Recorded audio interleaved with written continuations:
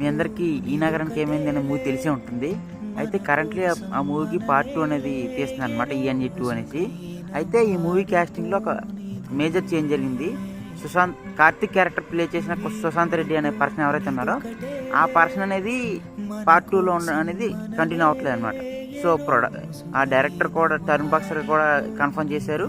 And Sushant Reddy కూడా చిన్న post పెట్టారు అనమాట, ఐఎమ్ నాట్ ఇన్ ఈఎన్ఈ 2 అనేసి. అయితే దానికి రీజన్ అయితే ఎవరు కొత్తగా పూర్తిగా చెప్పలేదు. దాని రీజన్ వచ్చేసి సుశాంత్ వాళ్ళ ఫ్యామిలీ ఏదైతే ఉందో వాళ్ళు ఒక కన్స్ట్రక్షన్ బిజినెస్లో ఉన్నారనమాట, వాళ్ళ ఫ్యామిలీ బిజినెస్ అది. సో వాళ్ళు ఇప్పుడు ఏదైతే వైజాగ్లో ఒక పెద్ద ప్రాజెక్ట్ని ఒప్పుకున్నారనమాట.